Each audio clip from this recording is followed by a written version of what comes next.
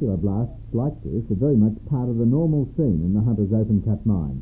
In this blast, some 70 tonnes of explosives scattered about 200,000 cubic metres of overburden, which will be cleared away by a mechanical shovel in just 10 days. Keeping the mine supplied with explosives is understandably big business. One of the three local manufacturers in the Hunter, ICI, is now producing some 22,000 tonnes of explosives a year, most of this new facility at Liddell. Today, ICI and local mining company executives celebrated the factory's official opening. In fact, though, it's this fleet of 18 trucks, some costing as much as $300,000 each, that are the actual explosives factories. In their separate compartments, they carry basically inert materials, bulk largely based on fertiliser like nitropryl. It's only on site when these materials are mixed with precise amounts of heavy oil as they're pumped into the drill holes that they become explosives, with such earth.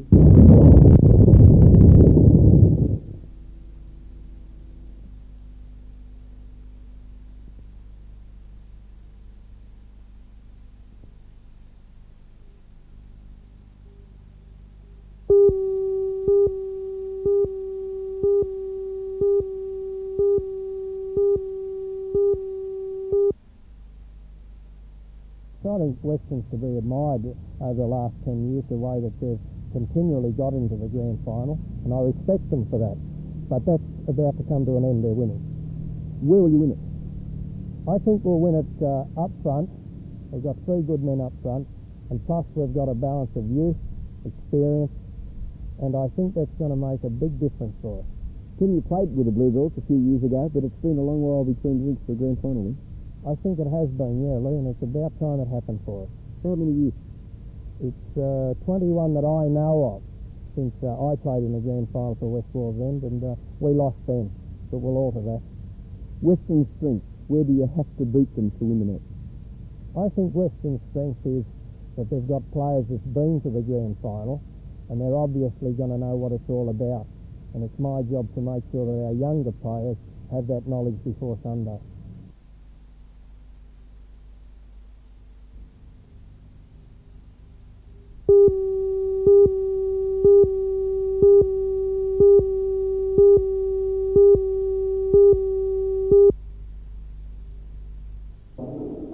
The day-long workshop was conducted by the Hunter Valley Wood Turning Association, which was formed only last year.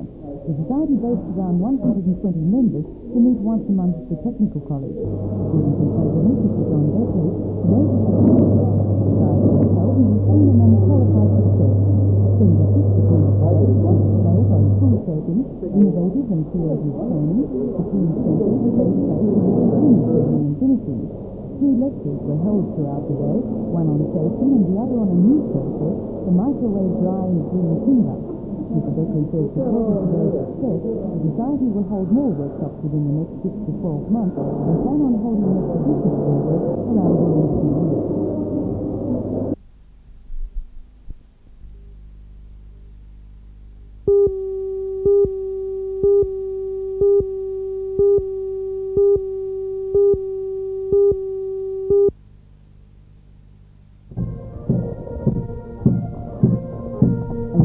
Vietnam veterans marched through the city today to Civic Park, accompanied by the City of Newcastle pipes and drums. Veterans and their families, along with representatives from the armed forces and associated organisations, listened in silence as President of the Vietnam Legion, Mr. Kevin Claydon, echoed the feelings of everyone present as he remembered the almost 500 Australians who did not return from Vietnam. The Australians in general that served in Vietnam done themselves proud, and I know for sure they done their country proud. He also mentioned comrades that have died since from injuries received during the fighting. Vietnam veteran Father Les Levy conducted the remembrance service, and Deputy Lord Mayor Alderman John Geddes also paid his respects. Wreaths were then laid on the memorial, and with the flag at half-mast, the bugler played the Commandant single.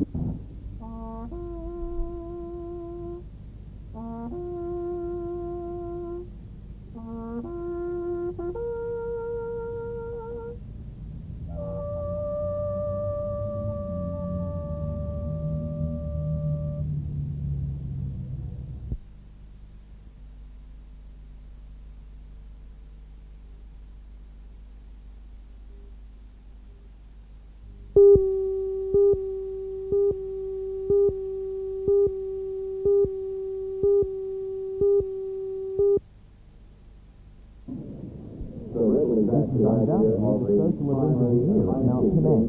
That one day when the locals dust off their very best t-shirts and stubbies and brush up on their very best toilet humour. Aside from being a cultural high point, the Derby also opens the lid on this year's Gosford Festival of Waters. A crowd of dozens were there to see the 15 thoroughbred donkeys and their riders compete in a series of events requiring speed and concentration. First up was the Grand Parade, and amongst the beauties showing their style were Mean Latrine and Ring of Fire. The domestic Dunny-Do obstacle race was the next event on the card, with teams having to make appropriate use of all that was placed before them. The elegant trophy for the Grand Derby winner was won by last year's champion Erina Enema, followed by After Meals on Wheels, with Busting to Go bringing up the rear.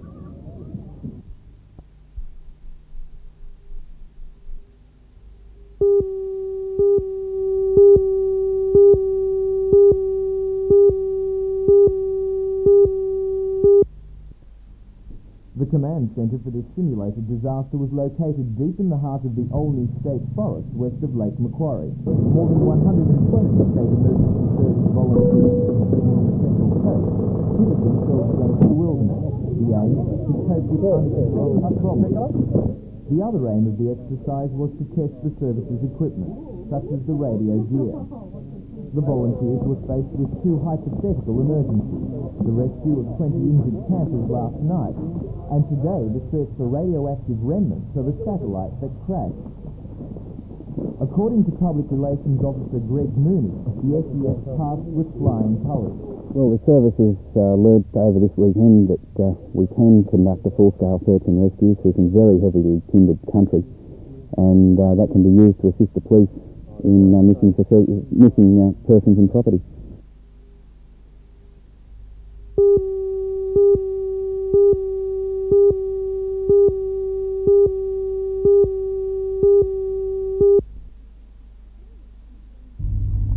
Tales from a Strange Land is directed specifically at the many different ethnic communities that make up Newcastle society. But don't let that keep any fifth-generation Australians away. This show has something to tell us all about living together. Director and writer Ian Watson has created a warm and funny fantasy in which 9 people from different backgrounds form an extended family, partly by marriage and partly by adoption. But there's nothing sentimental about this happy state of affairs, because they're always squabbling continually about whose culture is the best, until a compromise is reached in the fast, funny and farcical climax. The message is that we've all got something to offer. But among all the rough and tumble and comedy, there was also some more serious material, as cast members, all from different backgrounds themselves, stepped out of their characters to tell the audience what it feels like to be half Australian and half something else. Despite all the fun of the comic sections, these deeply felt and sincerely delivered thoughts had the audience very impressed indeed. Well, last night's audience gave Tales from a Strange Land a fine reception, and quite right too. It's bold and effective theatre that says something important about the need for us to all pull together.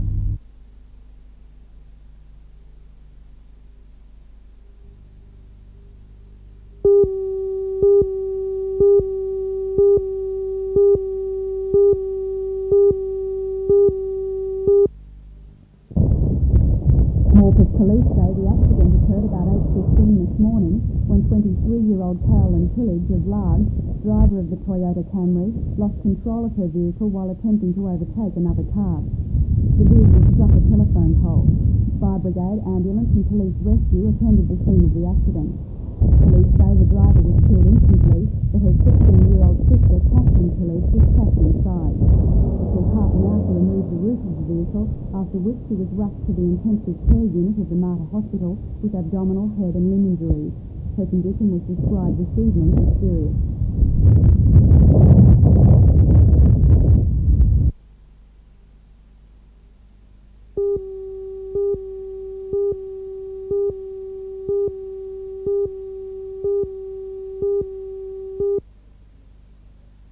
Professor Michael Carter Bain and Company was established in 1877 and has become one of the largest securities firms in Australia.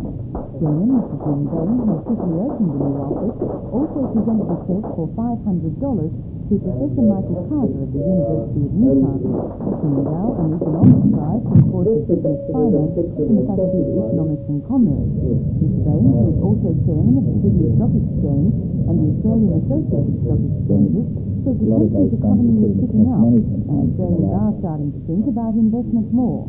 The world economy is picking up and Australia is getting the benefit of that. The Hawke government's policies have been fairly favourable as far as the investment community is concerned. But in addition, there is this very high pool of savings in Australia, which, as I say, I think can be attracted into our own companies, and that's a very good thing in the national interest. I personally would like to see BHP having a lot more shareholders than 170,000 which it has at the moment. I mean, if we had, say, 1 million shareholders in BHP, I think that's good for democracy and it makes people feel that it's more like mini capitalists.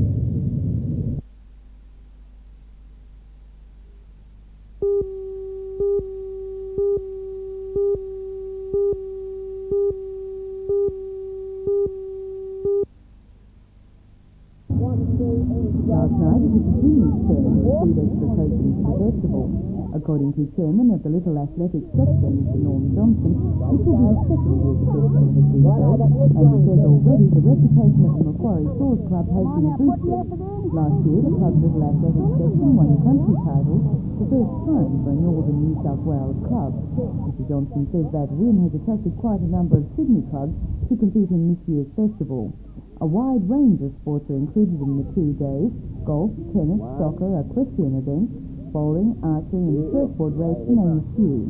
The highlight is expected to be the triathlon, which includes the sports of swimming, cycling and running. But it was obvious last night that the juniors at least will be in there to win.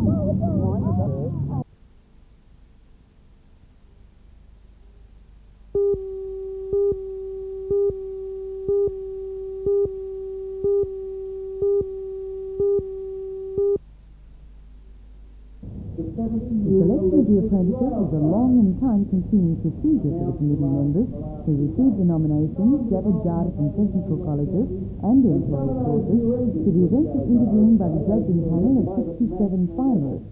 For the first time in the history of the awards competition, a female, Mrs. Katrina Edwards, from the trade of hand and machine composing, won the award for being the leading apprentice of the Hunter region.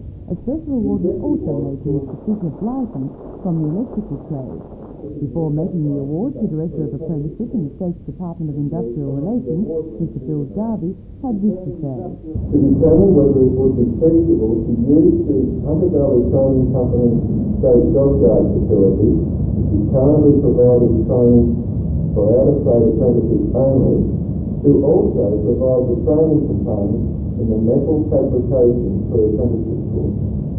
If such a scheme does proceed, it will be again a first in Australia for the Hunter, a model for the rest of Australia to emulate if it is successful.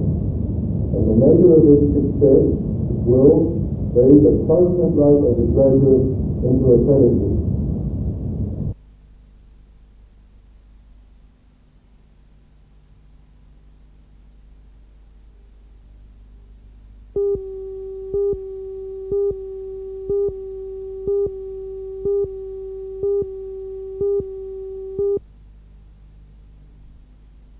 The college is underfunded. It's going to be underfunded for 1985.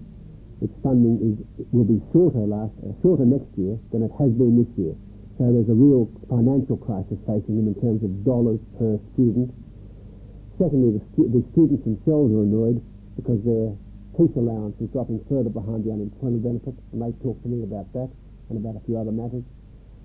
And finally, the staff wanted to talk to me about their own remuneration. They feel they were cheated by the government.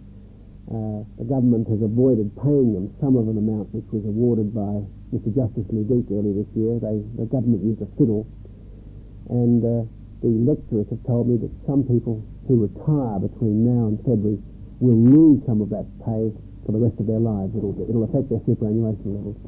Going back to your first point, that the government has said that they will be giving more money next year. And indeed that's correct. But they're also adding a whole lot of new functions to the jobs the colleges have to do with extra students. And the amount of money available for teaching each particular student will in fact be less.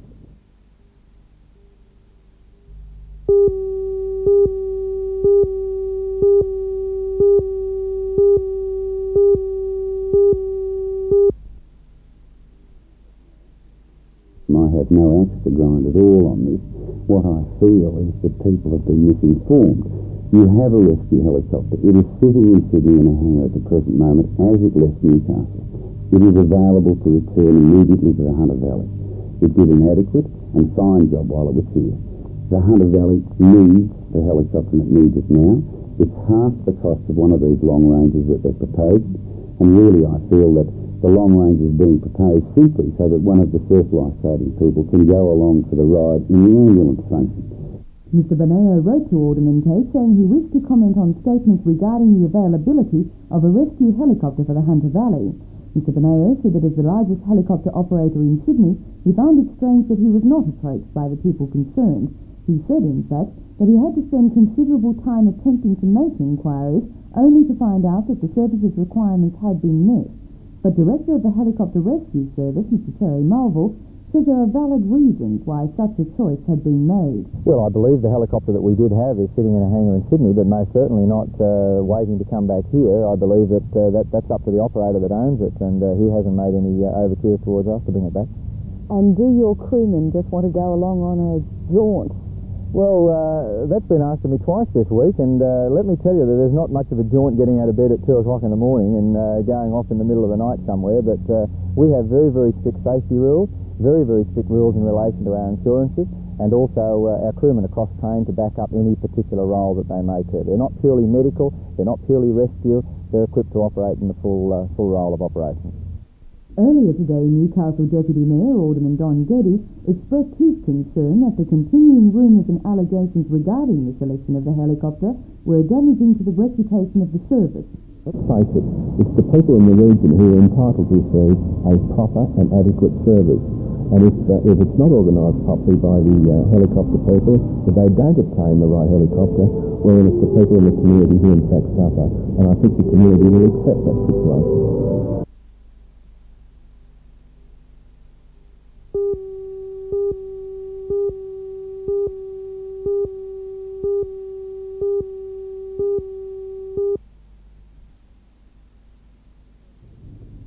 The 38 Polaroid photographs are particularly distinctive because of the unusual format Sandy Spellman employs.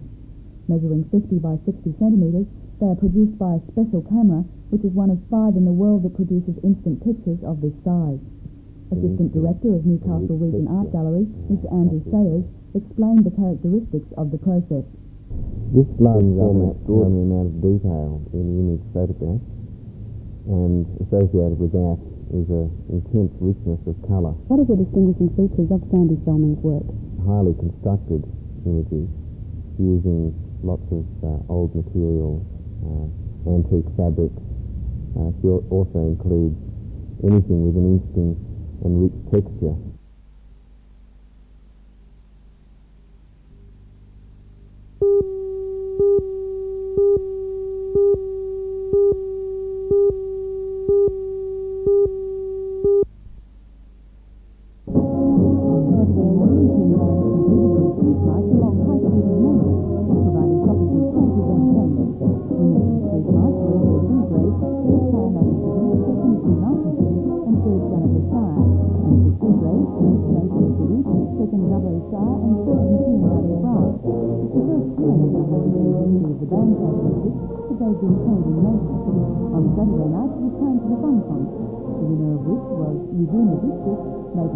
Second and the Peon Valley Brass third. The two-grade championships were held yesterday and the adjudicators were obviously having a difficult time deciding between the 6 bands.